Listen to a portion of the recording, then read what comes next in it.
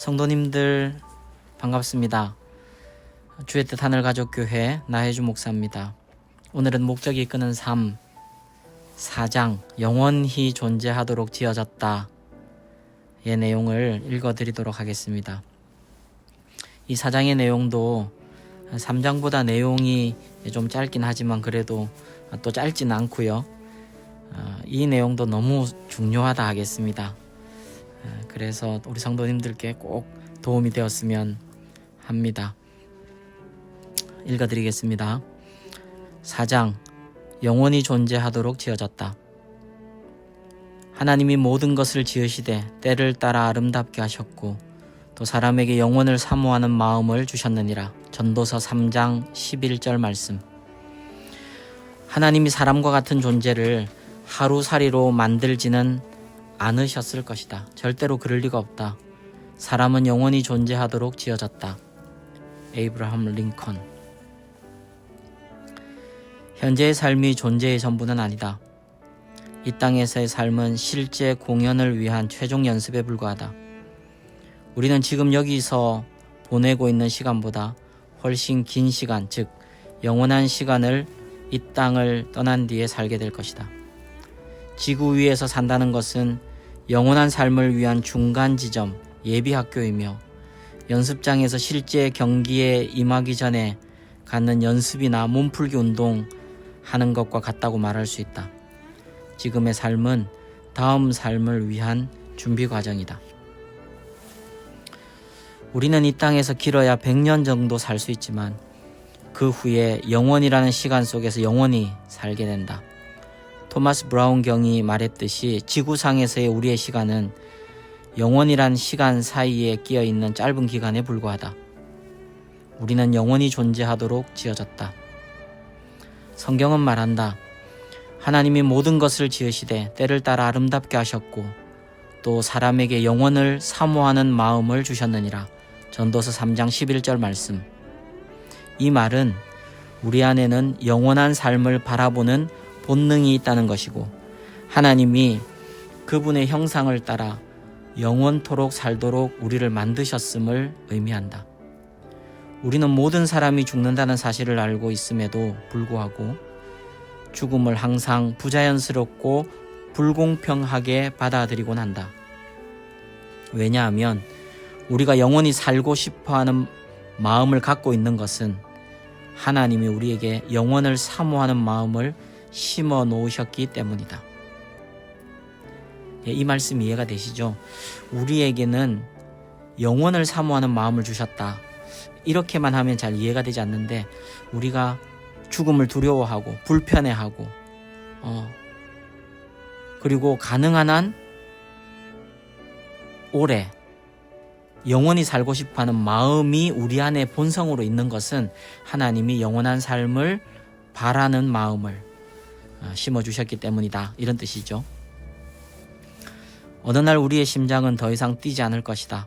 그것은 우리의 육체는 지구상에서의 시간과 결별하지만 그렇다고 그것이 우리의 존재의 마지막을 의미하는 것은 아니다. 성경은 인간의 육체를 장막이라고 부른다. 하지만 미래의 몸은 집이라고 부른다. 고린도후서 5장 1절 말씀.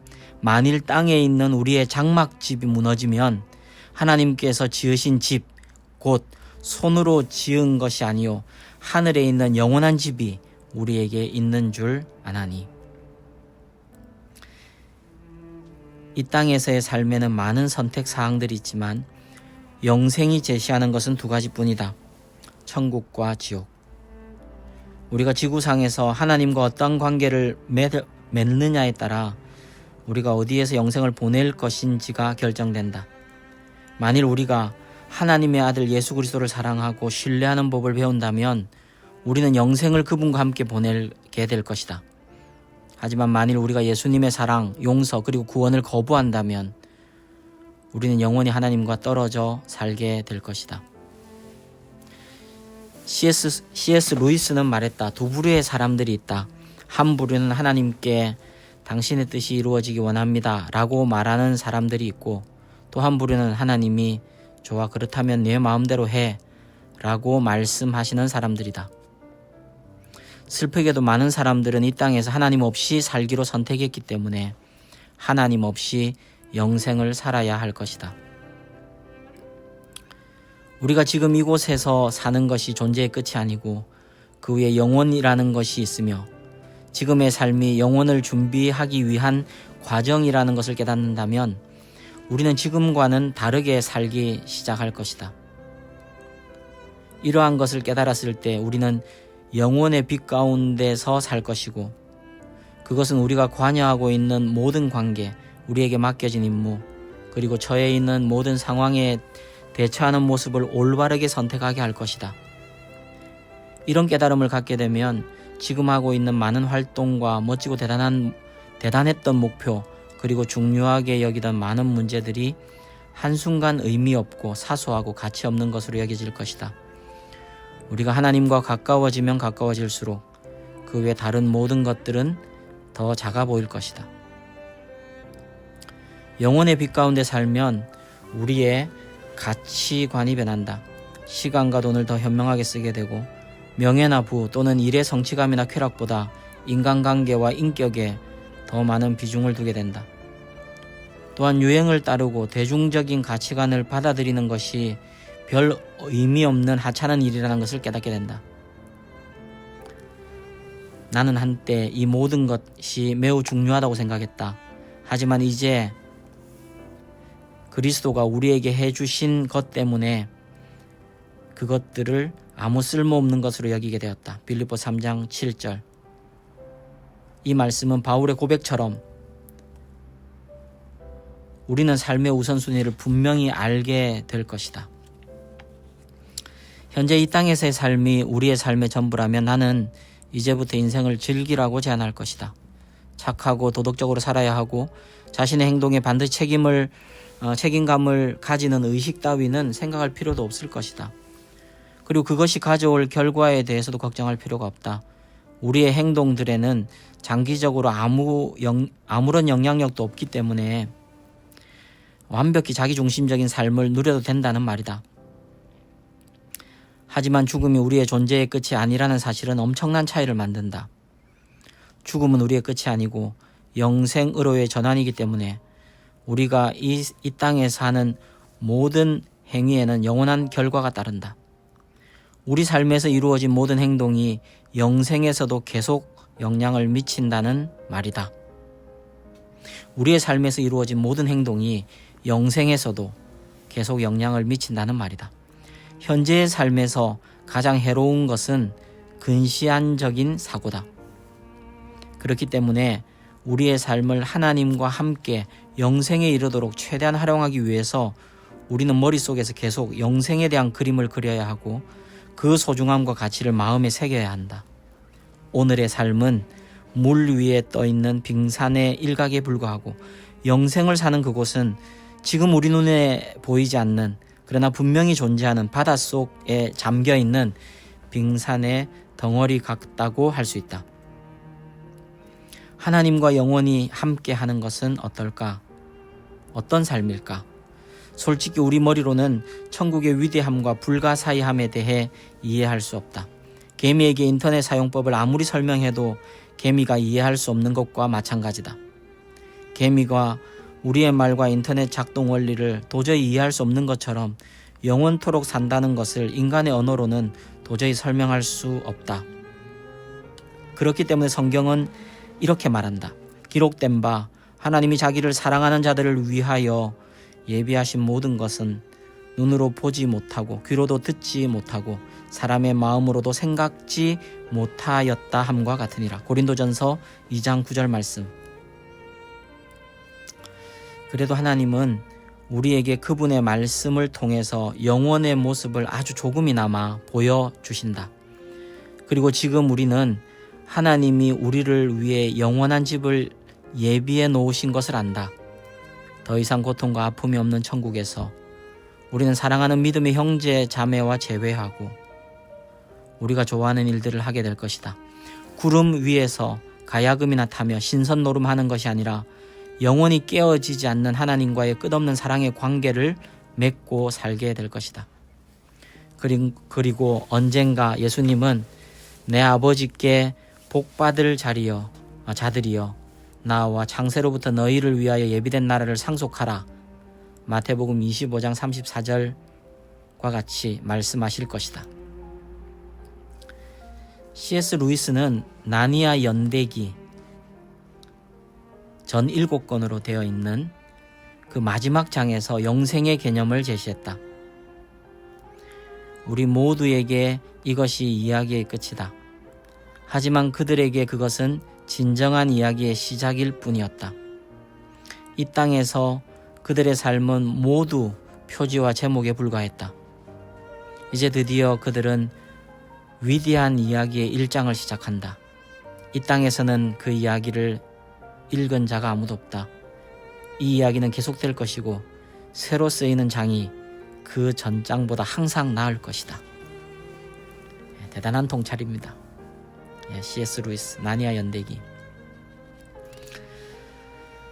계속 하나님은 이 땅에서 우리의 삶에 대한 목적을 가지고 계시지만 그것이 이곳에서 끝나는 것은 아니다. 우리를 향한 그분의 계획은 우리가 이 지구라는 행성에서 보낼 몇십 년보다 훨씬 많고 우리에게 평생토록 기회가 주어진다 할지라도 하나님은 그 이상의 많은 기회를 우리에게 주신다. 사람들이 영생에 대해 생각하는 유일한 시간은 장례식이라고 할 수 있지만 이것조차도 대부분이 무지의 바탕을 둔 얄팍하고 감상적인 생각들이다. 우리는 죽음이 그저 무섭고 두렵기만 할 뿐이고 가급적 죽음에 대해서는 생각하지 않으려 한다. 하지만 죽음을 부인하거나 피할 수 없다는 것을 염두에 두지 않고 사는 것은 건강하지 못한 모습이라고 전도서 7장 2절은 말한다. 왜냐하면 결국 언젠가 일어날 사실에 대해 준비하지 않고 살아가는 것은 가장 어리석은 삶이기 때문에 그렇다. 그렇기 때문에 우리는 영생에 대해서 더 많이 생각해야 한다. 우리가 어머니의 자궁에서 보낸 9개월의 시간이 그 자체로 끝이 아닌 또 다른 삶을 위한 준비였듯이 현재의 삶은 다음 삶, 즉 영생을 위한 준비 과정이다. 만일 우리가 예수님을 통해 하나님과 관계를 맺고 있다면 우리는 죽음을 두려워할 필요가 없다. 그것이 바로 영생으로 들어가는 문이기 때문이다. 이 땅에서 보내는 마지막 순간이 되겠지만 그것이 우리 존재의 마지막 시간은 아니다. 삶의 끝이 아닌 영원한 삶을 새롭게 시작하는 날이 될 것이다. 성경은 이렇게 말하고 있다. 이 세상은 우리의 집이 아니다. 우리는 하늘에 있는 우리의 영원한 집을 기대하고 있다. 히브리서 13장 14절 리빙 바이블. 영원에 비교하면 이 땅에서 우리에게 주어진 시간은 눈 깜짝할 순간이라고 말할 수 있지만 그에 따른 결과들은 영원히 남을 것이다. 이 땅에서의 행동은 다음 삶의 운명을 결정한다. 성경은 말한다. 우리가 육체를 입고 지내는 매 순간이 하늘에서 예수님과 함께 영원한 집에 사는 것으로부터 떨어져 있는 시간임을 깨달아야 한다. 고린도후서 5장 6절 리빙 바이블. 남은 인생의 첫날이라는 슬로건이 몇 년 전 많은 사람들 사이에 유행한 적이 있다. 하지만 매일을 인생의 마지막 날처럼 여기고 사는 것이 더 지혜로운 삶이다. 매튜 헨리의 말을 기억하자. 우리의 마지막 날을 준비하는 것이 매일의 일이 되어야 한다.